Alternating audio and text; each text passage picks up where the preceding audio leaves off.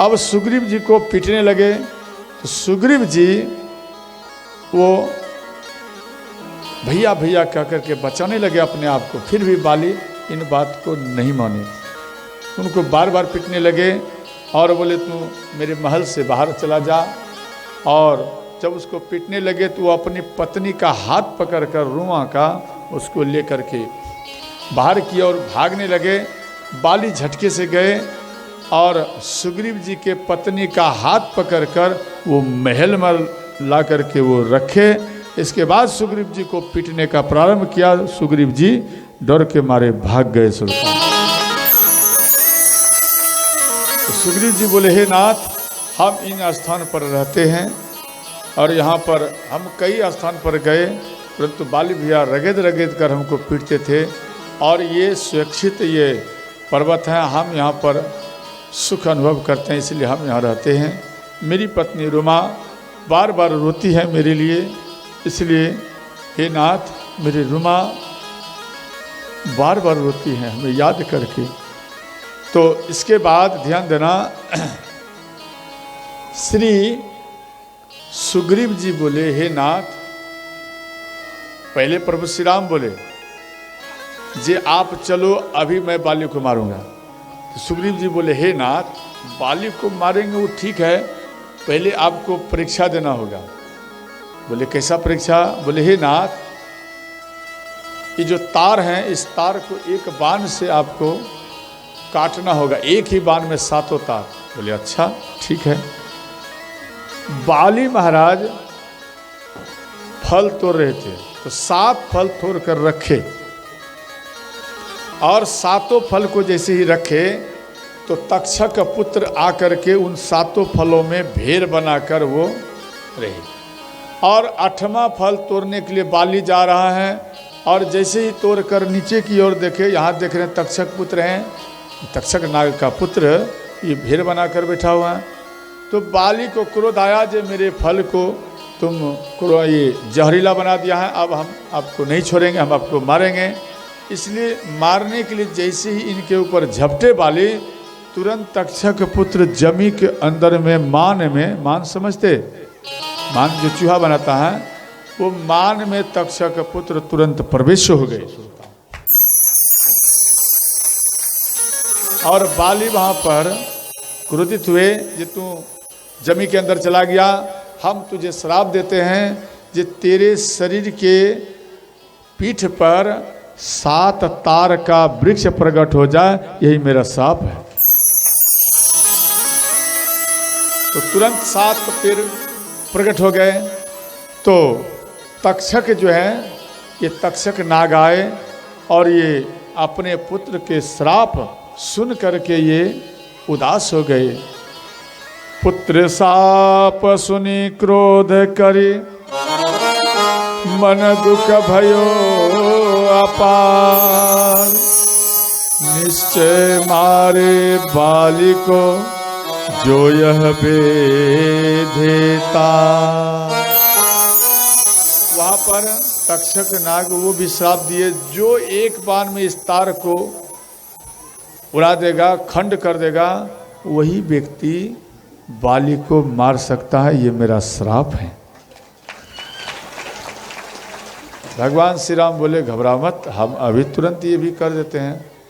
भगवान शिव को याद किए, तुरंत एक ही बाण में 7 पेड़ को कई खंड कर दिए श्रोताओं। और जैसे ही खंड किए तो भय 7 खंड वृक्ष के जबहि, भय 7 खंड वृक्ष के निकस्यो थाल सर्प तरत वही, निकस्यो सर्प थाल तरत वही। श्री राम जय राम जय जय राम, श्री राम जय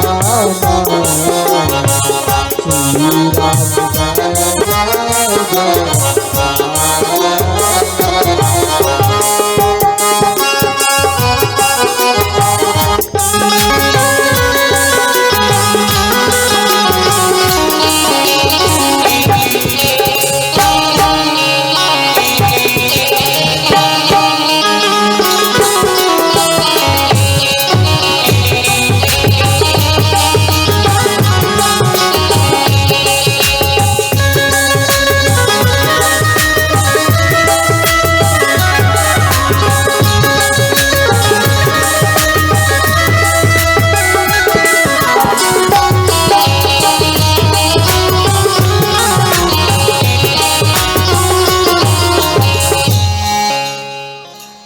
जैसे ही खंडित किए तो उससे तक्षक पुत्र वो तुरंत प्रकट हो गए, यानी जमी के जड़ से वो निकले। तार का पेड़ देखना और सर्प का आकार देखना, ये दोनों एक जैसा ही मिलता जुलता मिलेगा, देखने में एक जैसा ही मिलेगा। इसके बाद भगवान के चरण में तक्षक पुत्र प्रणाम किए तो भगवान श्री राम बोले, एक काम करो, बाली के पास इंद्र के दी हुई माला हैं, आप जाओ और रातों रात उनके मले को आप मेरे पास ले आओ।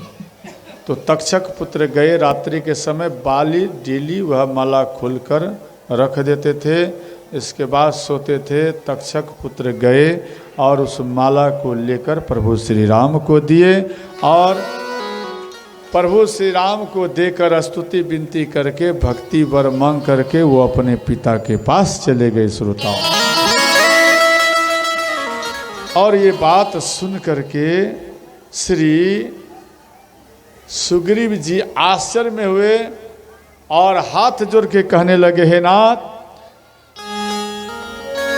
अब प्रभु कृपा करहूं यही अब प्रभु कृपा करहूं सब तज भजन कराहूं सब तज भजन कराहूं।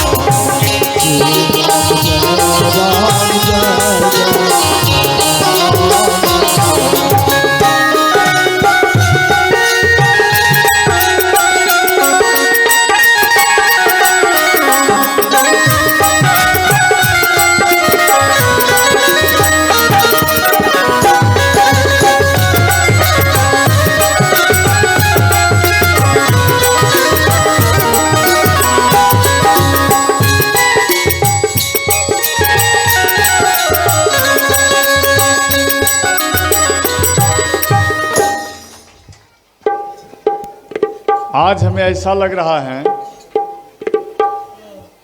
कि आज हमको बोलने का ही आवश्यकता नहीं होगा कि आप लोग करताल बजाओ।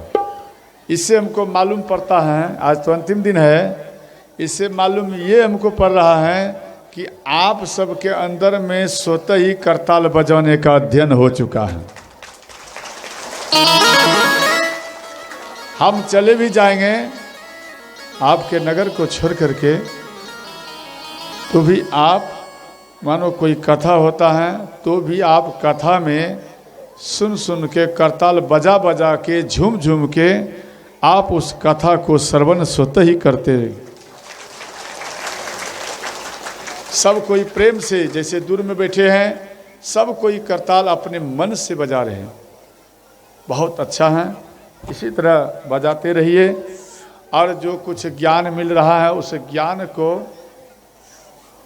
ग्रहण करते रहिए, उस पर अमल करना है। रामायण को सब कोई मानता है, रामायण को कौन नहीं मानता, सब कोई मानता है। ये वेद रखा हुआ है, इसको सब कोई प्रणाम करेंगे।